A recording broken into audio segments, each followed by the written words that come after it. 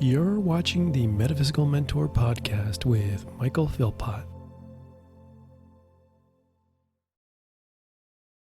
And we are recording. Hello, everybody. Thank you so much for joining me on the Metaphysical Mentor podcast. Gordon, my friend, how are you? I'm fine tonight, thank you, after such a lovely sunny day. Yeah, it certainly was. I mean, it's crazy weather we've been having lately. So I've been thoroughly enjoying it. So I'm really happy that you're on the podcast today. And I have to say a special thank out to Alex. Alex is one of my listeners down in the Windsor area. And he messaged me. He says, you know what? Have you talked about, outer body experiences? And I said, no, I haven't specifically talked about that. He says, well, I got this guy. And he's all about outer body experiences and a few other things too as well. So Gordon, so let's talk us through what outer body experience is, what it really is. Okay, well, it can be accessed in a number of ways, as you probably know, Michael. Sometimes you can access through a lucid dream. You're dreaming and you, in the way that anyone would dream, and you realize that it's actually a lucid dream, and you just make it more conscious. You step into the dream and you start acting like a living person in the dream.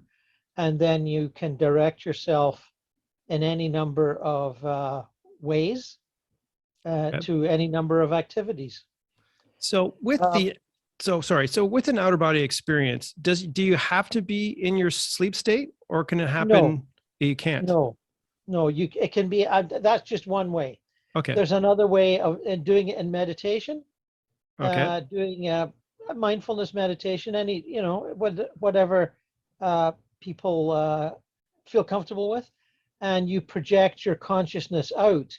And when you do that, when you're awake and meditating, it's different than doing it from the dream state where your body's asleep. Okay. You can be conscious of who you are sitting in your armchair or in your yogic position, or lying on bed or whatever, and also the other area that you're exploring out of body, and you're essentially bilocating. You're in two places at once. Okay. So I always find this so fascinating, this topic. Now, I know I personally, I may have had, I'm sure we've all had like outer body experiences, but maybe we just don't recognize it.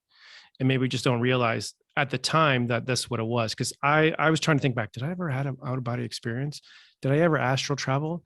And for the life of me, I was thinking, I don't think I have, but I'm probably sure I have and just don't remember it. Is that the case with most people? I would say so, yes. When I'm working with clients, that's I question them about their experiences, and they've got vague memories of this, that, and the other.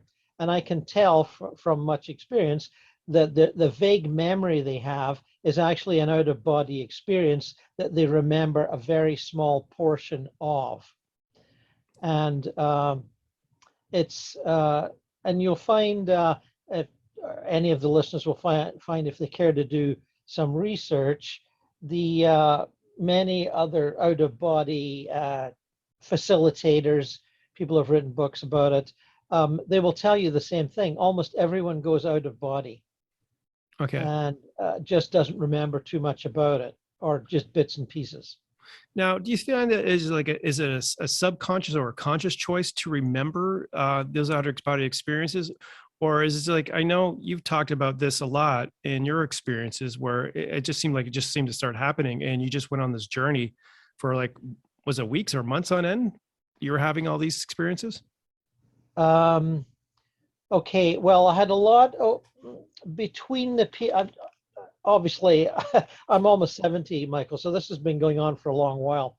In the 1970s, when I was reading a lot of esoteric and New Age literature, the same things everyone else was reading: Seth, Castaneda, the stuff emanating from the Findhorn people in Scotland, old esoteric Theosophical books. I was thinking about a lot of this stuff, and I would have occasional lucid dreams, maybe 2 or 3 a year. Okay. Where from the reading that I had done, especially Theosophy, I would understand that I was being shown things, sort of a training, you know, and it wouldn't happen very often. As I say, maybe 3 times a year, maybe 4, and it would be a puzzle to me, but it would also be, from what I had read, indicative that I was learning things out of body. I was being taught things, and I was remembering this and that. Let me give you one example. Yeah, please.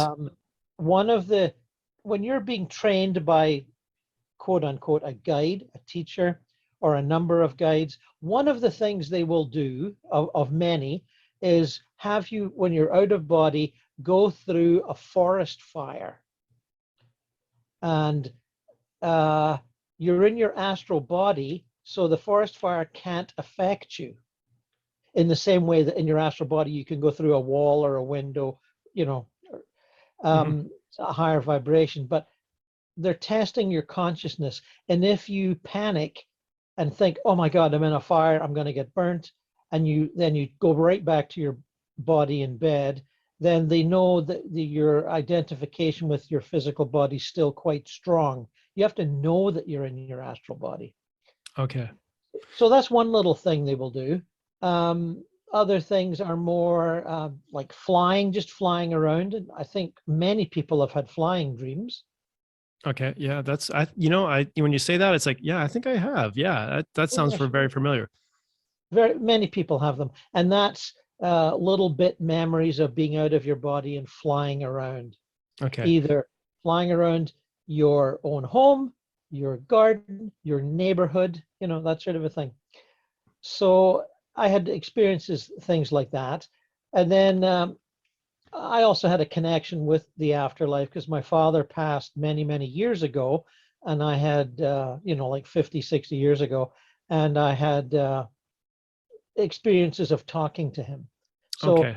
it helps to have a connection. And of course, most of us do. Almost everybody knows somebody who's passed on, if not 2 or 3 people. So that gives you a sort of a magnetic draw. So anyway, the years go by, and then by the late 1990s, I was having a lot of these lucid dreams and flying dreams. Yeah. So how would that change? Like, was it something different that you were doing, or were you reading more, or were you just more comfortable with the experience? What was kind of like the precipice of what really kind of started the evolution of having a more?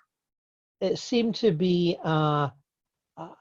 what's the word I'm looking for? An acceleration of experiences. Instead of having an experience every 2 months or 3 months, I started having them every other day. Oh, really? And in the interim, this is late 1990s, after getting started in the mid 70s, let's say, I knew enough that this was happening for a reason. And as I'm a writer, I thought, okay, the reason is I have to write about this. So I did. Makes sense. Yeah. So I came up with an afterlife book that was published a few years later. The first one, Eternal Life and How to Enjoy It. When I finished that, I came across the website of Bruce Moen, who had a website called afterlifeknowledge.com. And he had some books as well. And he was using the Hemi-Sync tapes from the Monroe Institute. Okay. And having great results. He'd taken courses there and everything. So I got interested in that, and I started using the Hemi-Sync tapes sort of as I finished my first book and was getting started on the second one. And I would certainly recommend them to anybody in terms of, you put the headphones on, you listen to the Hemi-Sync tapes, and it's much easier to project yourself. Okay, so before we go a little further down the topic on this, so let's talk about what that really is and what maybe some of the benefits of that is. Because, if people are listening to it, they'll be going, what kind of tapes is he talking about? Like, what is the hemisphere? So maybe just give a little bit more information on that. Right. Well, they're a product of many products of the Monroe Institute in Virginia in the States. And Monroe Institute was founded by Robert Monroe. And people will know of his first book from the 70s, Journeys Out of the Body. And then the second one, I think, Far Journeys and An Ultimate Journey. So many people, the first book had been quite a success for him, and a lot of people knew about it. But he was a natural at doing out-of-body travel, but he wanted to develop a way that many people could do it. So he, with some technically minded friends, developed the Hemi-Sync tape. And I can give you a basic non-technical understanding of how that works. Yes, please do. It's one vibration into your left ear and another slightly different vibration into your right ear. That's in behind some music that's playing. And what happens is your brain catches these two vibrations subconsciously and creates a third one that's a harmony between the two. Okay. And that third vibration facilitates projection of consciousness. And in all the Hemi-Sync tapes, there'll be Monroe's voice guiding you one way and another. So I found that very useful, and that gave me another way. It wasn't a lucid dream; it was a conscious daytime projection from a meditative position, and that was very helpful.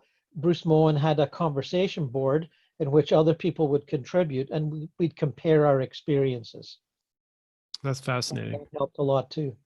Yeah, I mean, that just sounds so fascinating. I love the idea that, there actually is tools out there for people who want to actually expand their consciousness and actually do this type of work. Now, do you find this work is for everybody? Are a lot of people going, yeah, I'm not really interested in out of body experiences. I don't know about this stuff. Do you find people kind of more hesitant on it a bit? Hard to estimate what the percent. If one looks at the New Age community through one's contacts with it. Now, of course, I've got a slightly unusual position in that people have been coming to me as clients or whatever for many years. Either in the old days it was through telephone, and now, of course, it's through Skype or Zoom. And I've been dealing with a lot of people who have small experiences and want to expand them. So my perception might be a little skewed in that most of the people I'm dealing with want to learn this stuff, whereas others in the New Age movement might be more interested in other aspects like channeling or working with your spirit guides or studying meditation, that sort of a thing. Yeah. So it seems to me there's a lot more people interested than there was 30 years ago. I would say that with confidence. Yeah. And I belong to enough Facebook groups at this point that I can see quite clearly many people are having these experiences fairly spontaneously, and they will join. I'm in about soul retrievers. There's a number of Facebook groups I'm in, and perhaps you're in them too. I don't know. But you see people coming all the time saying, hey, I'm new here and thanks for letting me in. And here I had this dream. Can you help me understand it? Yeah. And most of these people are having out of body experiences. I can tell right away. Yeah. Like, what are some of the signs that you pick up that, if somebody's having this dream or they're saying something, what are the things that kind of like the little signposts that go, okay, this is what's going on? Well, one of the classics, perhaps obviously, Michael, is that you meet a dead person, someone that you actually know is for sure is dead. Okay. Maybe a friend, maybe an old school buddy, maybe a grandfather, whatever. That's one sign, pretty obvious. The others are perhaps more subtle. It feels like a dream, but you're doing things like, well, obviously flying. Okay. And you're meeting up with, how shall I say, other creatures that may not be human, that may be nature spirits, may be angelic beings, or you may be just flying in such a way that it's not a dream. You see that you're flying, you're going over rooftops, you're skimming across rivers, that sort of a thing. Okay. Sometimes people wake up outside their house at 3 a.m. and they're walking along the street, down the street where they live. And they go, wait a minute, what am I doing here? and then it clicks for them. Oh yes, I'm asleep, but I'm here. Okay. That's always so fascinating because, there's so many different ways that, that things could happen when you're either asleep or you're in meditation. And I've heard some really crazy stories too. And it's really Mm. amazing when you find out about it and you kind of think about it. It's like, wow, we're actually doing this. Like, this is part of our nature, is to be able to leave our physical bodies and to kind of consciously or unconsciously kind of travel and figure out things and understand how vastly expansive we really are. Oh yeah, we're it's the key to the holy grail of understanding how expanded we actually are. We're Yeah. much more than humans in bodies, much more. Yeah. And as I do this podcast more and more, like, I just learned so much. I mean, I thought I knew a lot, but once I started having guests like yourself on, I mean, like, my knowledge just kind of went just exponentially, just really opened up. Uh-huh. And it's been a fascinating journey ever since. Now, I want to go back to a couple of things you mentioned. Now, you talked about some of the books that you kind of inspired you, and some of the classic stuff and the esoteric Yes. and metaphysical stuff. You talk about the Theosophy Society. Now, was that with Madame Blavatsky? Is that the same group of? Yes, she founded that in 70-ish, around then. Yeah. And it's some people would say it's moribund at this point, but it's not. It's just not as vital and popular as it was, say, 1900, 1910, 1920, 1930, when there was many, many thousands of people around the world that were members. But it's still an active force, and there's still good information and good teachings coming out of the Theosophical Society. They put out more YouTube videos now than they used to, and they are quality material. I've watched a few. Yeah. I mean, Uh, it's always fascinating. Even like the old stuff is still relevant today. oh, absolutely, absolutely. If you want, let's talk for just a second, Sure. Michael, about soul rescue and soul retrieval, which I'm sure your listeners have heard of. Yeah. Well, And there that's actually, where, be honest with you, there's a lot of people oh, new to this. This is why this has been so oh, fascinating. I have a lot of newbies who are just exploring I this whole see. type of thing, spirituality. So they may be the first time they've heard of this. So let's talk Well, about it. Yeah, sure. Let's do I'll, it. I'll give you a quick explanation. Well, And we I got learned lots of this. time. uh, well, I mean, because I'm going to lead on to something. It's quite Okay. simple. When you're out of body, and instead of floating around and having fun and doing different things, guides will show you if you ask. And I learned about this through reading the books of Bruce Moen and others. And I'm sure you've familiar with the notion that when some souls pass, either through a sense of materialism, atheism, or a deep sense of sinfulness in religious people, they hold themselves to the earth. They don't go on to the spirit world. They stay here. Yes. And they're what they call earthbound ghosts, that sort of a thing. And some of them will not be earthbound ghosts. They will go one level up. They'll go to the astral plane, but they'll be stuck at the lowest level of the astral plane, which is not very pleasant. And they can be stuck there for a number of reasons: anger, resentment, feeling cheated, all sorts of things. Anger is a big one. But anyway, when you do a soul rescue or a soul retrieval, a guides will show you how to do it, and that's when you're confident enough to go exploring and go help somebody who's lost and confused, either lost in the lower astral planes, or sometimes they've died in a car accident and don't know they're dead. Oh, And they're really? wandering around where the car accident was, thinking, what happened, what happened, what happened? Yeah. So you get trained to do that. And quite remarkable. I've trained many people to do this over the years, and a lot of people take to it like ducks to water. They really take to it quite well. And my sense is that they've been doing things like this unconsciously and for a number of years, and they sort of know how to do it, but they don't know it consciously. So they're drawn to somebody like me, a facilitator, who can show them. So anyway, that's the basic idea of what goes on. But what I wanted to say about Theosophy is Charles Ledbetter, a leading theosophist of the day, wrote many books. Yeah. One of his books is called Invisible Helpers, and it was written over 100 years ago, and it tells exactly the same story in about 100 pages with examples that I've just mentioned right now. Yeah. Wow. That's really So amazing. that's one example. Yeah. And you That's, can yeah. get that book on, I think you can get an ebook of it quite easily on the internet. Yeah, it's amazing what now. I mean, I was really into Steiner for a while, and Oh, of course, yes. yeah, reading his stuff, and it's always been fascinating, the old stuff. And of course, I'm always a big fan of Edgar Casey too, as well. I really Right, enjoyed right. his work too, as well.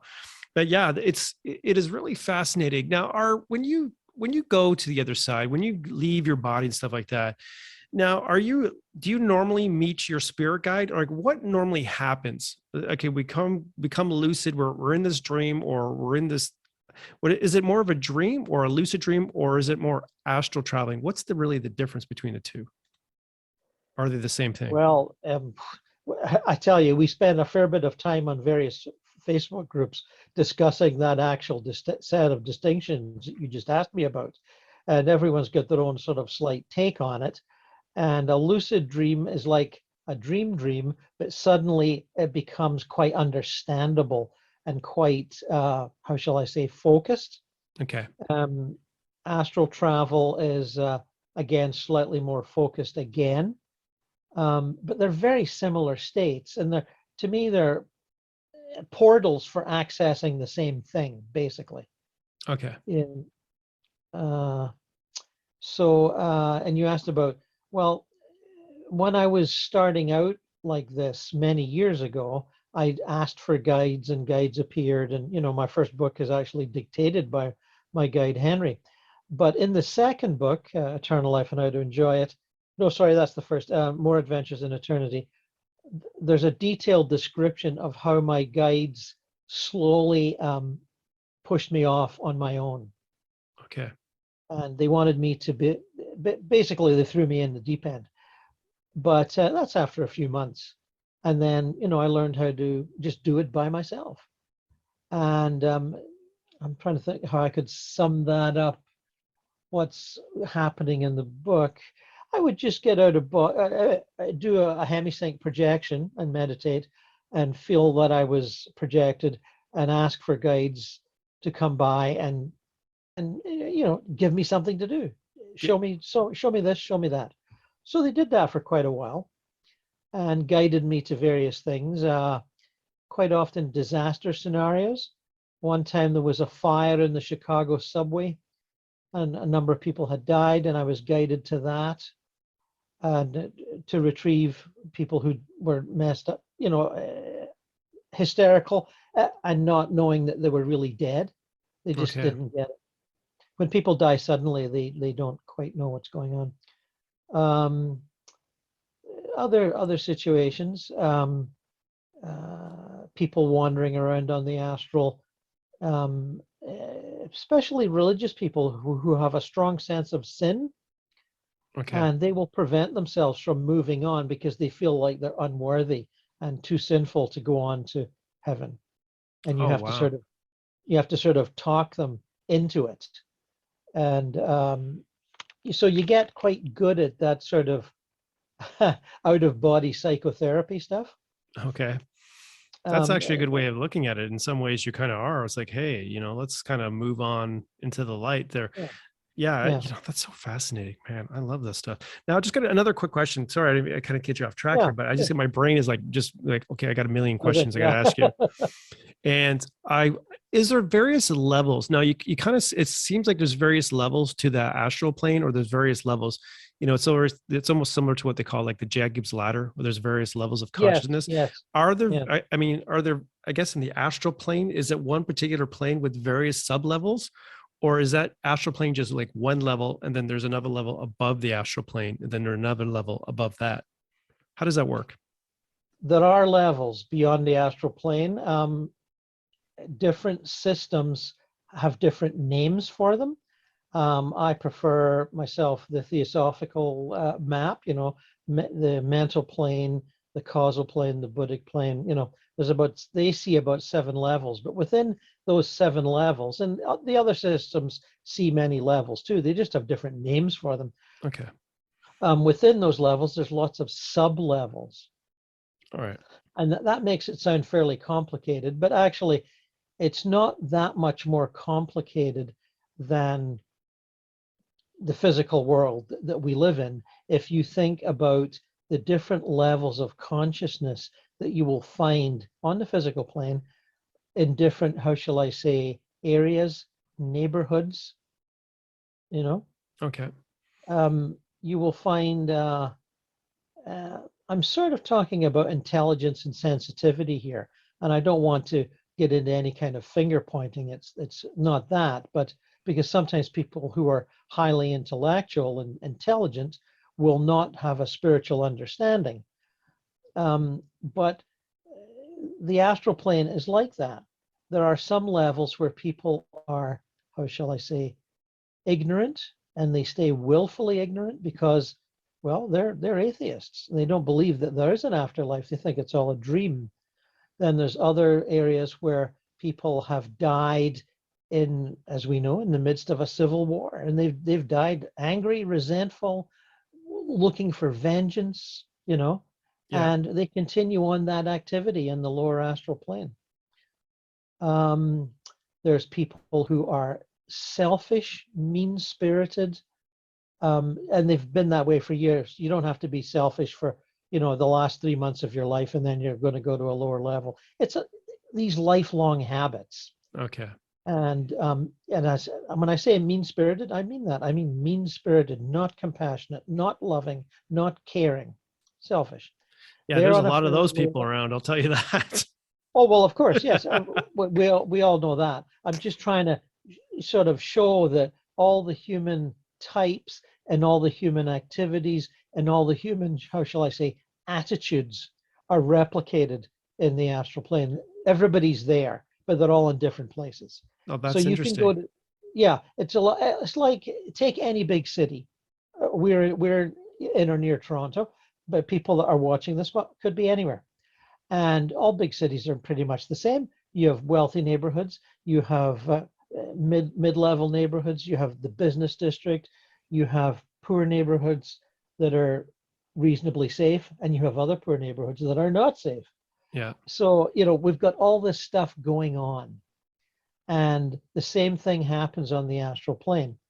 And maybe I should mention this one thing. When I was contributing to Bruce Moen's conversation board, this is 20, 30 years ago, we discovered, there's some of the posters discovered that there was areas of some of the astral plane cities that had been set up for homeless people.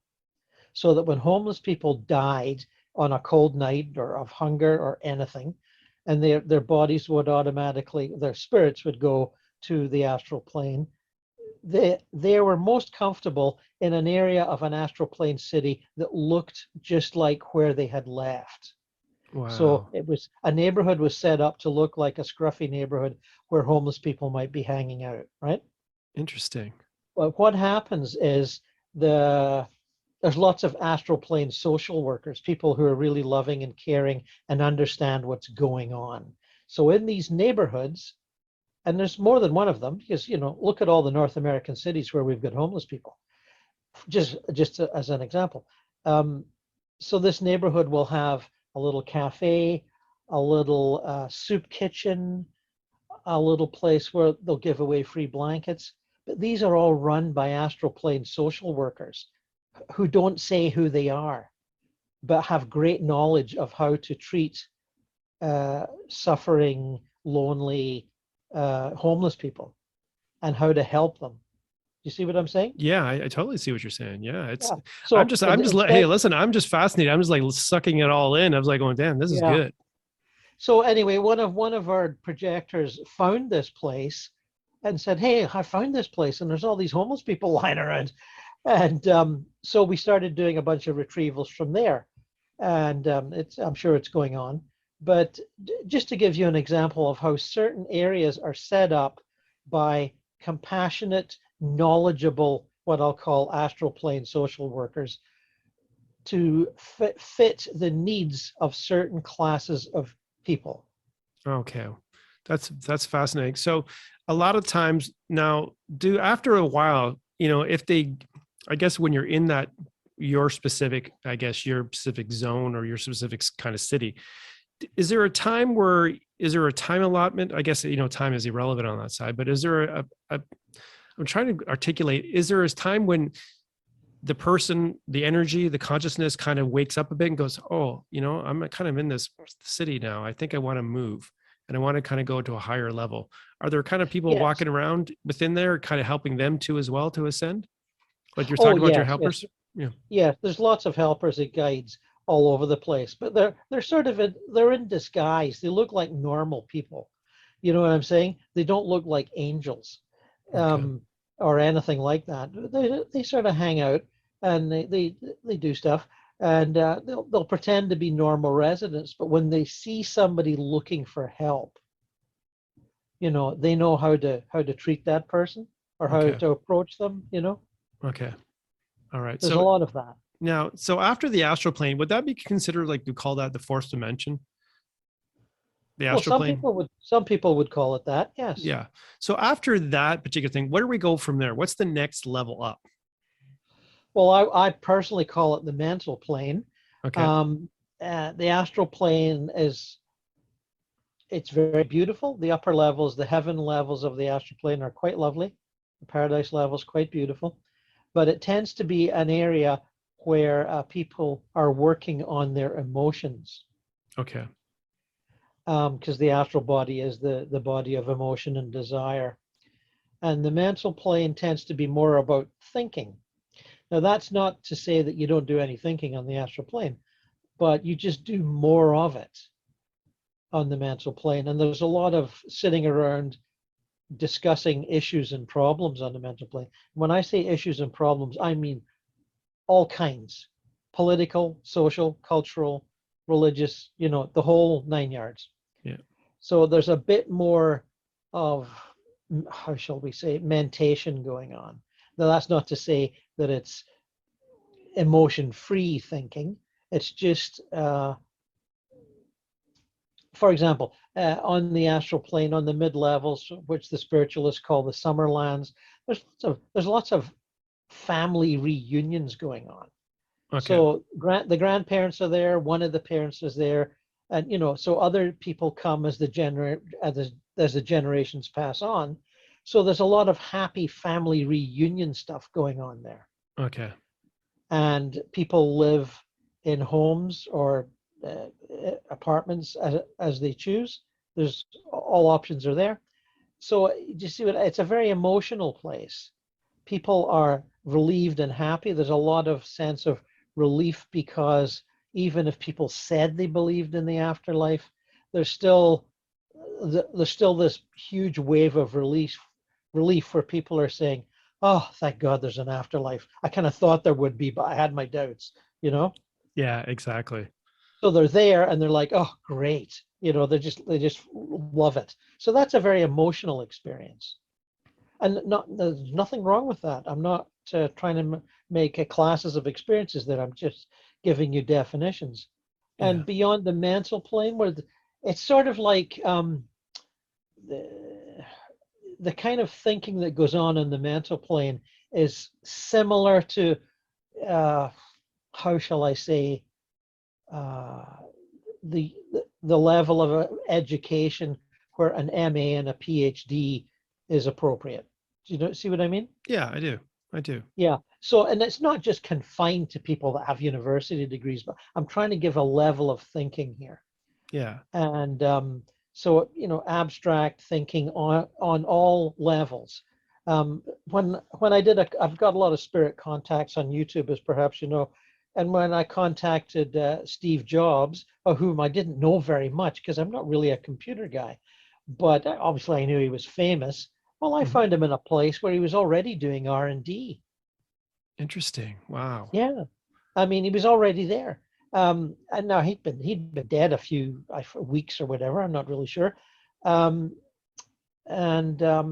just to give you one example, other people are doing different things, but people are attracted to their great loves or their great interests. And if the great love is to be reunited with your spouse or your children or your grandfather, I mean, that's where you're going to go.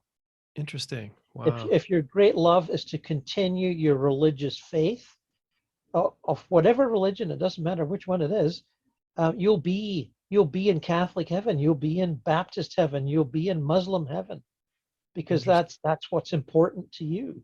At that time, yeah. Yeah. So So after that, so if you kind of go to that thing, are you permanently stuck there, or maybe like you said, like if my wish was to meet my grandparents, and all of a sudden, okay, I pass crossover, and bang, I'm with my grandparents.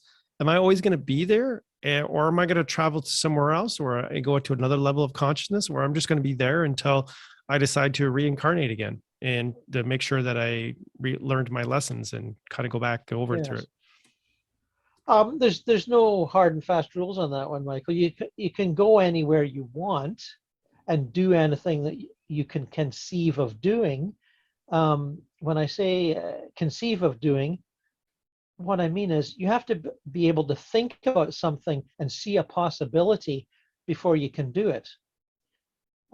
One thing, for example, is making things, making objects, making I don't know, anything, furniture, gardens, uh, ponds, with your mind. Now, there's plenty of homes that you can live in if you wish, or you can stay with family members that are already there. And you can purchase materials to do things with carpentry, painting, whatever. Or you can learn how to create these things with your mind. Okay. So people do both. It's a great challenge to do things with your mind, whether it's creating a small chair, or a sunroom at the back of a house, or a garden. And if you can't figure it out but want to learn, there's plenty of people will show you. Yeah. Wow, that's so fascinating. I never really So, realized how. I knew it was expansive, but I didn't realize it was that much in detail. I know there was various levels of, yes. consciousness where we go through, and as we evolve as humans, and or I should say our souls evolve, and we're going on to the upper levels and stuff like that. So what, from your experience, what is like the final level? Is it that God connection, we kind of go back to source? What's that final ultimate goal? We got all these Well, levels of consciousness. Where's the final resting place for us? in my experience, as you go up through the levels, past, there's names for other planes, mental, causal, Buddhic. What happens is you things, well, when I say things, I mean landscapes, communities, architecture, whatever, gets finer and finer, and more in the sense of refined. And things start to become transparent. Instead of objects and bodies looking solid, they start to look like light is coming through everything. Okay. So translucent, you might say. And as you keep going up, your body gets more and more, how shall I put it, translucent itself, finer. It's not thick, and eventually you get to a level where it's just pure energy and light, and you don't have a body. You have a consciousness, but you don't have a body, and you know that there's other consciousnesses there. They don't have a body either, and there's kind of like waves of colored light going by, that sort of a thing.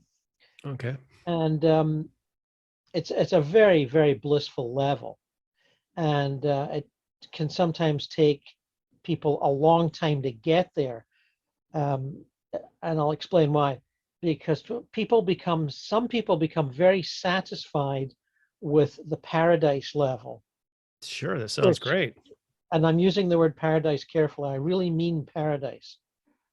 And other people become very happy and fulfilled at the heavenly level, and they're usually religious people. And they can be there for a long while, and because they don't feel a need to go any farther. Okay. But The more adventurous amongst us, of whom I've helped a lot over the years, they want to soar up to a level where they're not a body, but they're just a consciousness. So in order to do that, you have to sort of give up who you are. You're not Michael anymore. You're not Gordon anymore. You're a spirit. And a lot of people are not ready to give up that identification. It's too scary.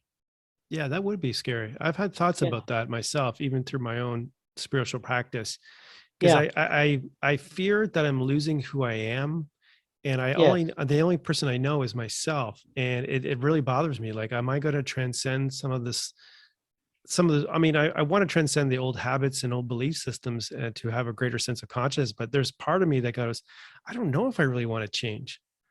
I kind of like being Sure.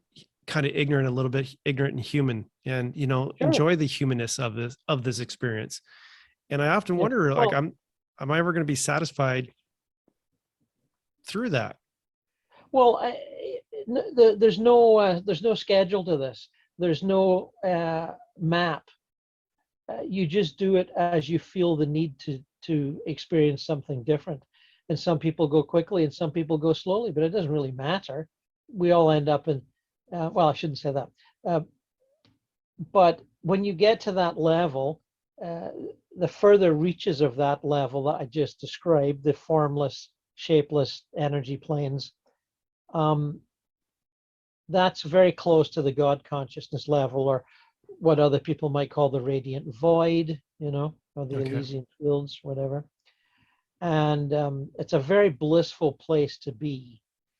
And when you get there, whenever you get there, even if you get there in meditation for 30 seconds, you'll recognize it. You'll go, oh, yeah, I've been here before. I remember this. And you Yeah. may have done it in a past life hundreds of years ago. Yeah. That's what I love about it. Like, Yeah. it's a never ending process, It's like, all the Yes. past lives we've had, all the different things too. I always find that fascinating. I had a wonderful woman on the show, and we talked about past lives, and she does past life Uh-huh. regression. It was fantastic. And Uh-huh. she was just so knowledgeable. And it's just, as we go through this, how complex and understanding, and even for those who don't really think about past lives, had past lives, and then there's always something that could be learned from that, and it could be like a skill or something, like you said, all of a sudden you've known that like 1,000 years ago you had that experience, and it's like, oh, this is familiar, I remember this makes Right. sense. Exactly. Yeah. So, yeah, I find So a lot of people will dream about past lives, Michael. yeah. So so when they do that, is they basically, are they going back in time, or is it just a remembrance of that, or are they actually, like you said, like basically traveling and going back into the past? Well, it could be a bit of both, because with all this being out of body, but being unconscious about it until you choose to make it more conscious, people have all sorts of spotty, random memories that seem like past lives because of they see themselves dressed in an old-fashioned way, or doing some activity that you just wouldn't do in the modern world. Um,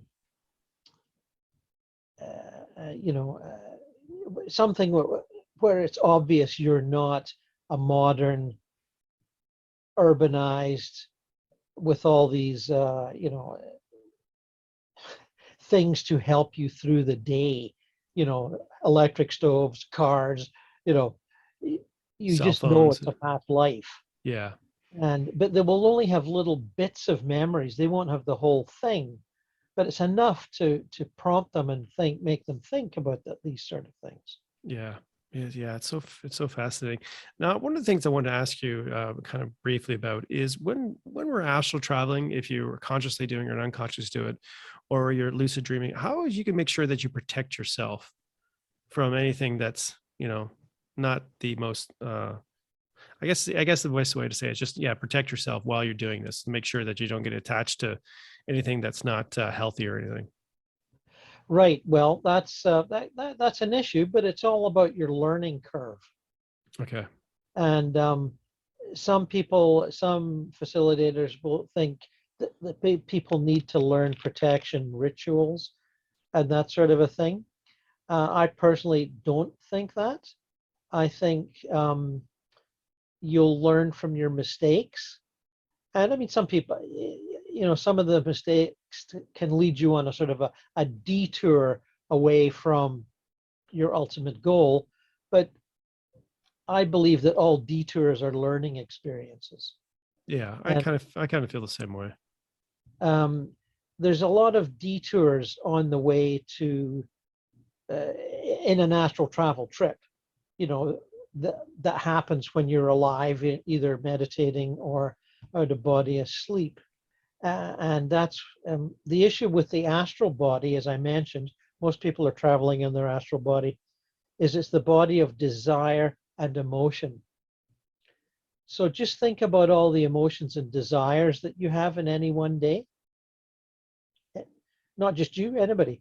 Now transfer that to the astral body, where there's no limitation to where you can go and what you can do, as there is here. Like you might say, geez, I'd love to go to, to pick our own city, the AGO.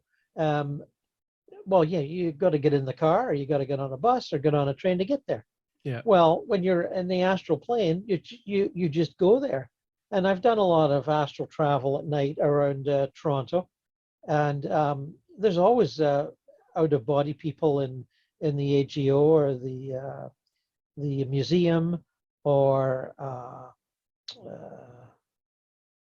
other places of public interest, the stock exchange, the Queen's Park. They're floating around having a look. And that's just a curiosity that draws them there. And in terms of desire, you're going to get people, lots of spirits attend hockey games. If they've been hockey fans all their lives and they couldn't afford the expensive seats and they're out of body, well, shoot, they're right there. Wow. And they're watching a hockey game. That's really Or, fantastic. any sports activity. That's so cool. Same with gambling, horse racing, gambling. And I'll be quite honest with you, there's a lot of sexual activity on the astral plane too. And people consorting with other people who are feeling the same level of sexuality. And it's not the people that they're married to, I can tell you.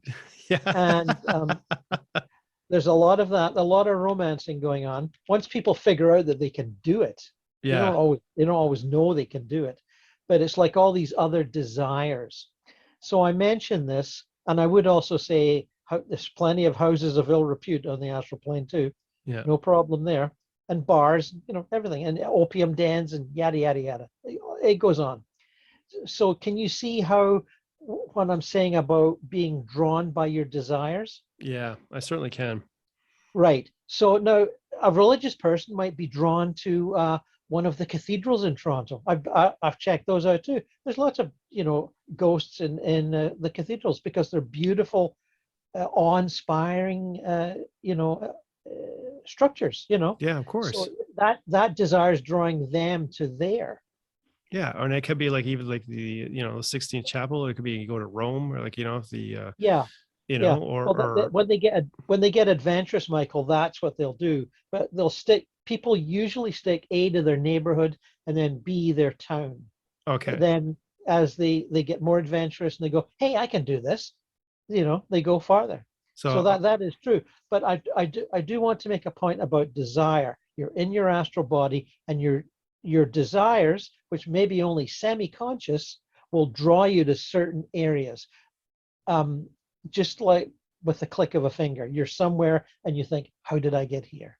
Well, it's your unconscious desire that drew you there. Wow. Now, if you have an aim to go to the heaven worlds or the paradise worlds and meet up with family members, loved ones, of friends, those desires can sidetrack you. And there's many accounts in various out-of-body journey books over the years where people talk about this.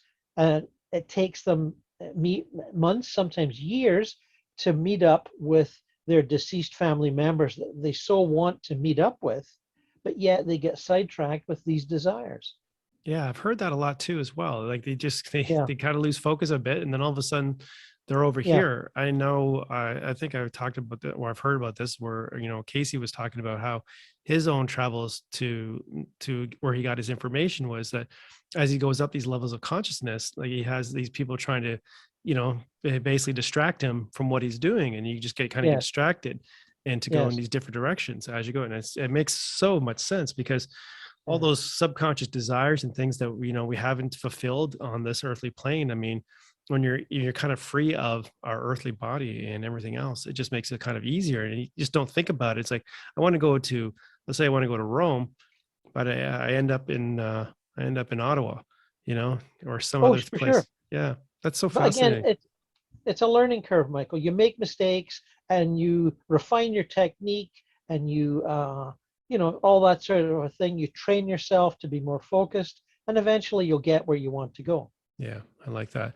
So let's talk about books for a second, because I know you've written a lot of books, and you got some really good books out there. Are there other besides yourself? Are there other books and topics that you think that would be valuable to other people to read?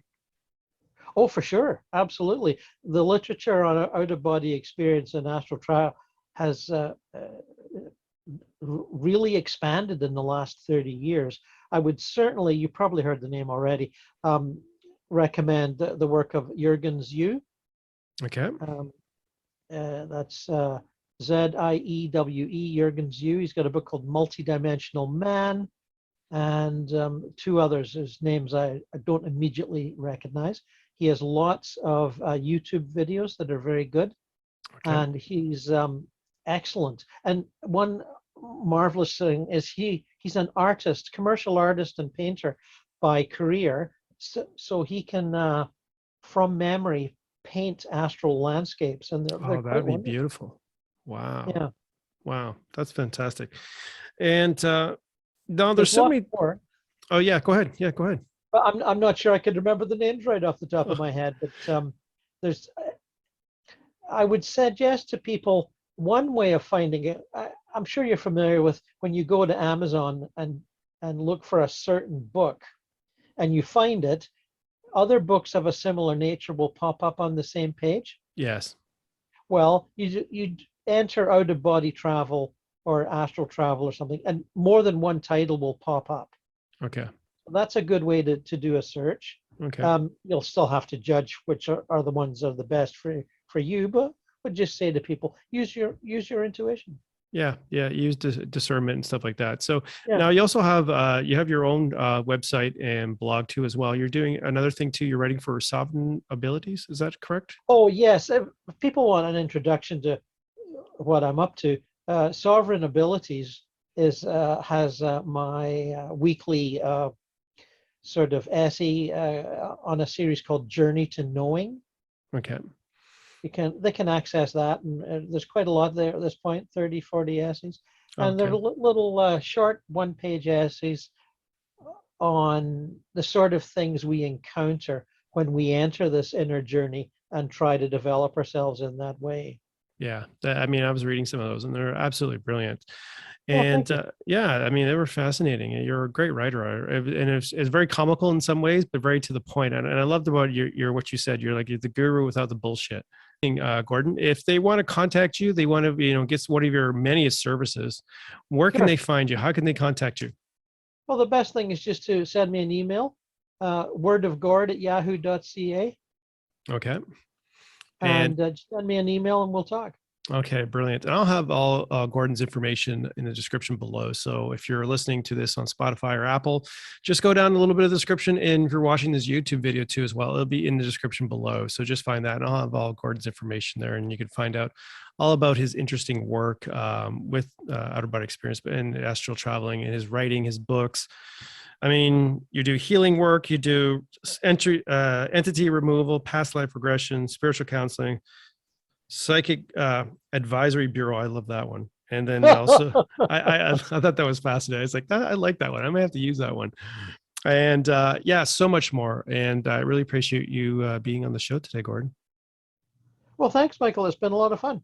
Yeah, it has been. And hopefully, I have to say thanks to Alex for this, because Alex is the one who basically connected us. Right. So I Well, I think that know there's at least one Alex regularly comments on my YouTube video, so it might be him. I I'm don't pretty know sure, for I'm sure. probably sure it is him. Yeah. So that being said, Gordon, I'm just going to close off the podcast here. This has been the Metaphysical Mentor podcast with Michael Philpott. Thank you so much for joining me, and goodbye for now.